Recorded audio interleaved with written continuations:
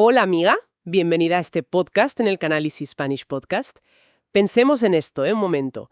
Si el niño o la niña de 8 años que fuimos en el pasado nos viera hoy mismo, ¿qué pensaría de nosotros? Pues es una pregunta bastante profunda. Seguro que nos miraría y diría, a ver, estaríamos orgullosos de la vida que tenemos. O quizá nos preguntaría por qué todos nos vemos tan cansados, tan serios y siempre con tanta prisa, ¿verdad? Exacto. Siempre corriendo a todas partes. Pues hoy tenemos una misión muy especial para esta exploración profunda. Vamos a analizar la gran guerra silenciosa de nuestra vida. La guerra entre la infancia y la edad adulta, claro. Eso es, el gran conflicto entre seguir esos sueños gigantes de cuando éramos pequeños y la necesidad inevitable de ser personas prácticas. Porque en el mundo real de los adultos hay que ser prácticos nos guste o no. Totalmente. Para esto vamos a explorar historias personales muy reales y también notas sobre cómo nuestra mente toma grandes decisiones. Me parece genial, porque el choque entre la imaginación pura y la responsabilidad es un tema súper universal. Todos pasamos por ahí. Claro. Pero para entender bien este conflicto, debemos hacer un viaje al pasado, antes de hablar de pagar facturas o de oficinas grises. Tenemos que volver a la mente de un niño. Fundamental.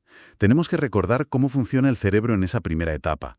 En la infancia, todos vivimos en un estado de libertad absoluta. Ah, la época sin preocupaciones. Eso es.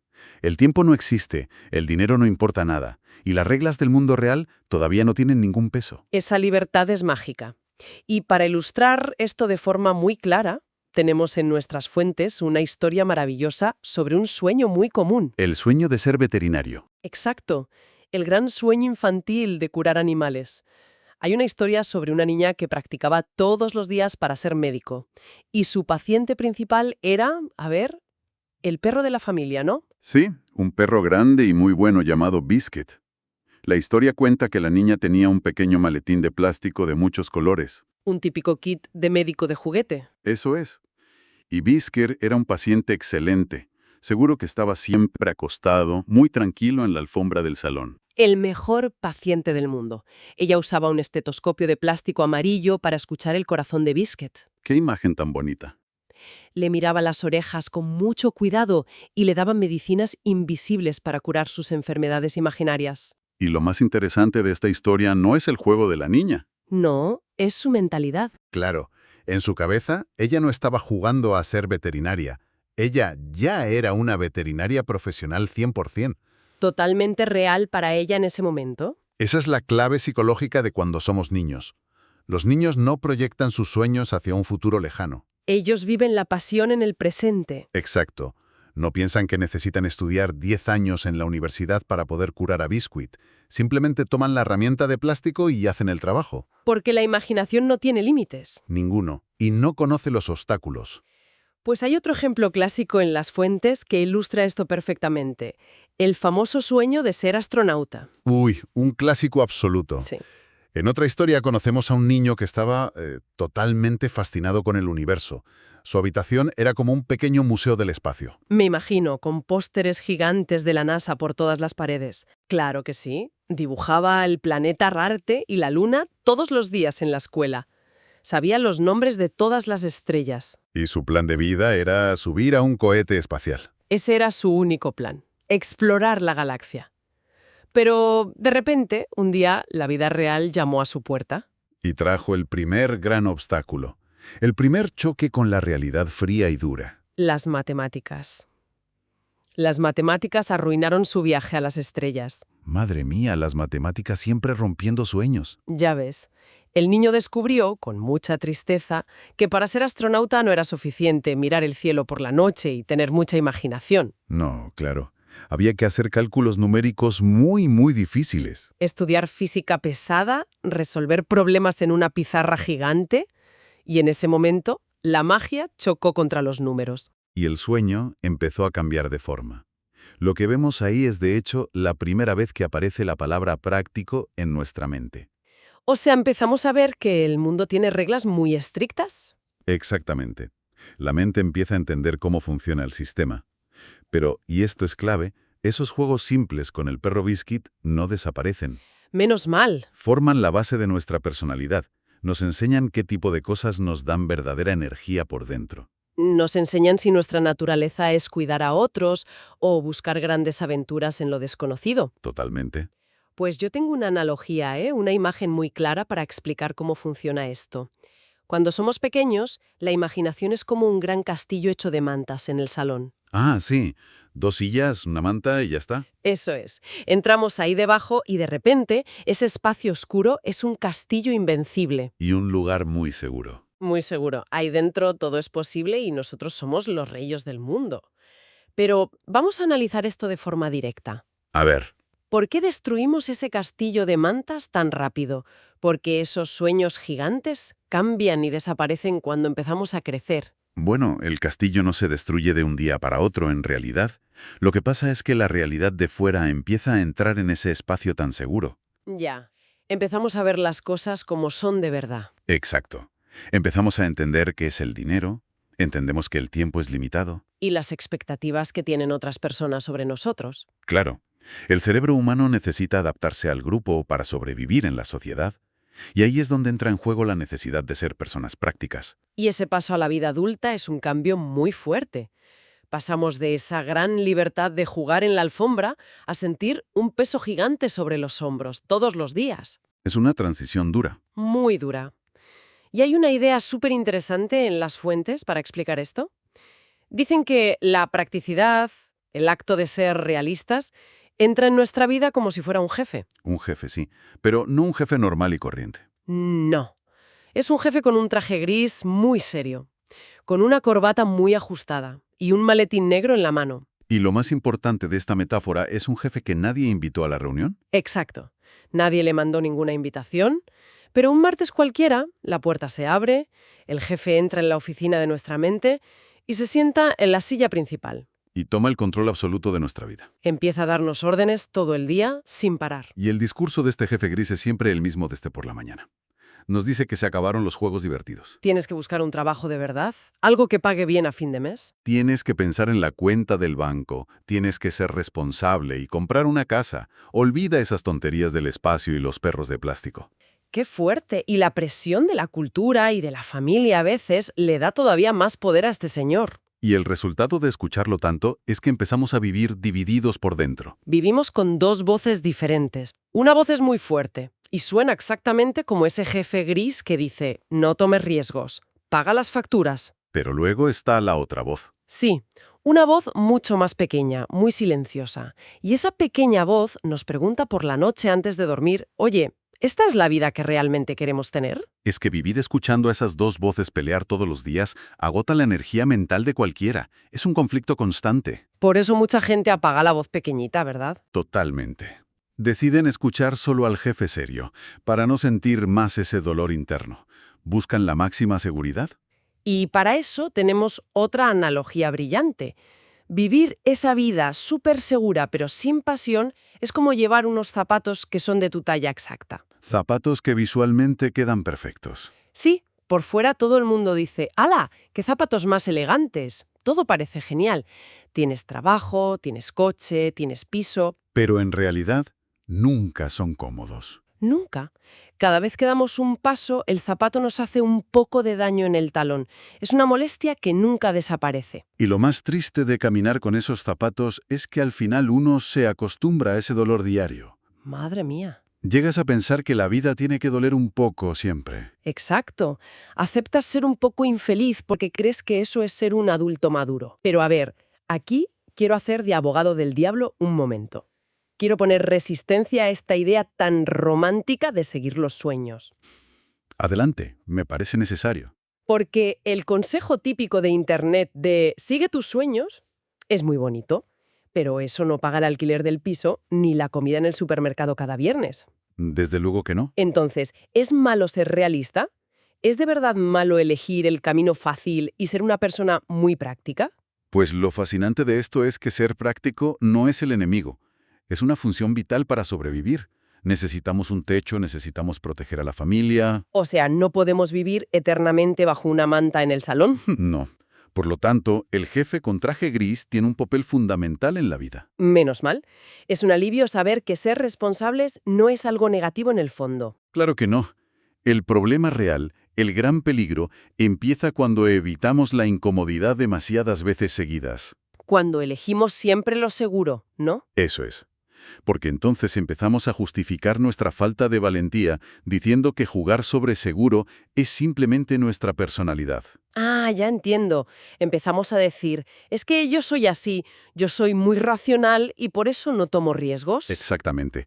Usamos la palabra racional para esconder que hemos apagado la voz de los sueños. Y aquí aparece un concepto súper interesante. A ver, cuéntame. La diferencia entre elegir tu vida y heredar una vida. Espera, vamos a detenernos aquí. Heredar una vida. Esto suena muy poderoso. ¿Qué significa exactamente? Pues heredar una vida significa caminar por un sendero que otros han preparado para ti y hacerlo sin hacer preguntas. Seguir los pasos de los demás, básicamente. Exacto. Estudiar la carrera universitaria que tiene salidas laborales, aunque la odies. O casarse a una edad concreta porque es lo normal para la sociedad. Y trabajar de 9 a 5 en algo que te da igual. Claro. Seguimos las instrucciones como si fuéramos un tren por unas vías de metal, y al final tenemos una vida muy práctica, pero que hemos recibido ya fabricada por otros. Es una imagen súper común en nuestra sociedad moderna. Caminar con los zapatos que hacen daño por las vías del tren. Ya ves. Pero si logramos entender esto y vemos que esa vida gris no nos hace felices, la gran pregunta es, ¿por qué dudamos tanto en cambiar de dirección? Bueno, aquí la psicología humana nos da una respuesta fascinante. Descubrimos que la practicidad adulta muchas veces es solo miedo disfrazado. Miedo disfrazado con ropa de oficina. Exacto. En la infancia el miedo era muy básico. Un monstruo bajo la cama. Muy fácil de ver. Pero en la edad adulta, el miedo cambia de estrategia. Se disfraza de inteligencia y de lógica. Habla con mucha educación. Y hay una idea muy divertida en las fuentes sobre esto. El miedo de los adultos usa ordenadores. El miedo tiene hojas de cálculo. Tiene documentos de Excel perfectos. Claro, y un calendario con fechas marcadas. Es capaz de hacer una presentación para explicarte 12 razones lógicas de por qué hoy no es un buen momento para cambiar. Te dice, a ver, la economía global está muy mal este año. O es mejor esperar a tener más dinero ahorrado en el banco. Son excusas que suenan completamente maduras.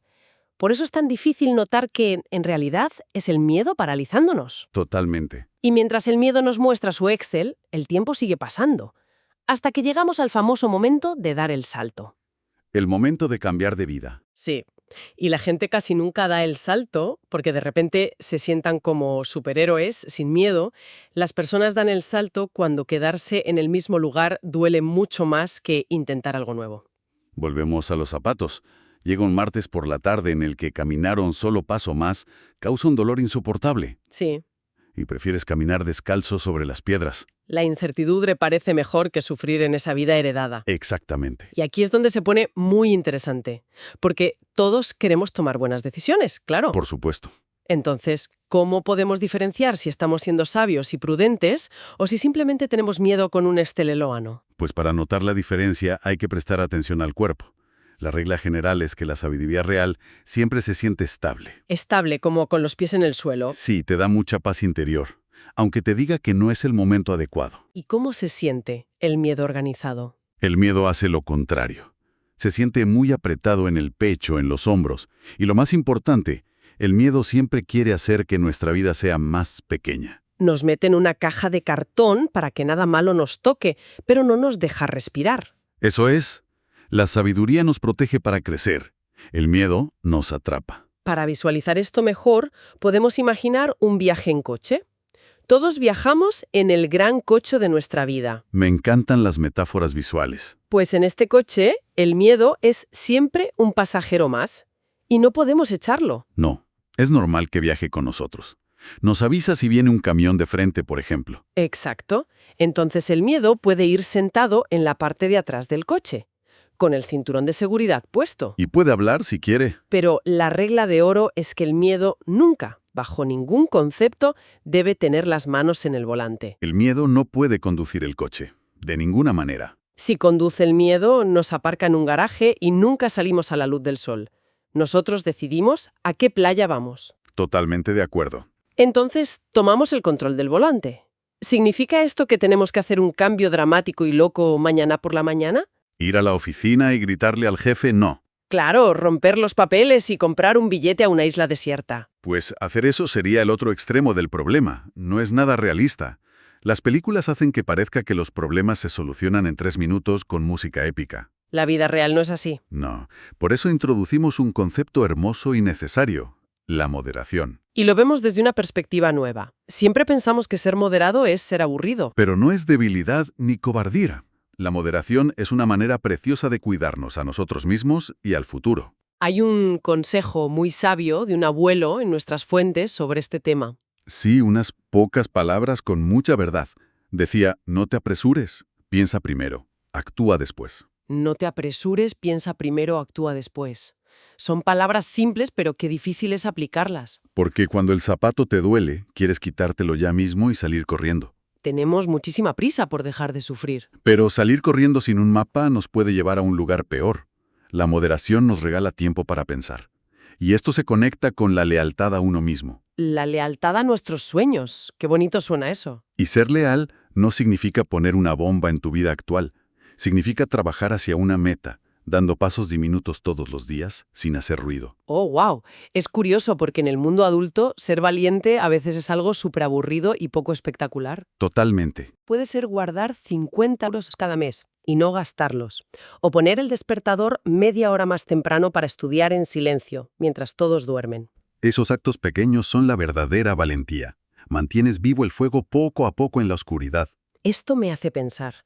Los sueños no se quedan atrapados en la infancia, ¿verdad? No, los sueños cambian y maduran. Entonces, ¿qué significa todo esto? ¿Está bien si mi sueño gigante de ser astronauta ahora es simplemente tener una vida con paz y libertad? Por supuesto que sí. ¿O tener un pasatiempo creativo los fines de semana? Es la evolución más sana de la mente humana. No todos tenemos que ir al espacio de verdad. ¡Menos mal! El éxito real es mantener una amistad sana entre la voz práctica y la voz soñadora. Podemos ser personas serias que pagan los seguros y a la vez mantener vivo a ese niño que construía castillos de mantas. Me fascina esa idea. Las dos partes compartiendo la misma mente sin pelear. Para resumir toda esta exploración de hoy, crecer y hacernos adultos no significa olvidar quiénes somos realmente. Exacto. Es buscar el equilibrio entre las obligaciones diarias y la luz interior que teníamos de niños. Todos merecemos construir una vida que se sienta nuestra, incluso si empezamos hoy con pasos muy, muy pequeños. La victoria es empezar a caminar en la dirección correcta, poco a poco. Así es.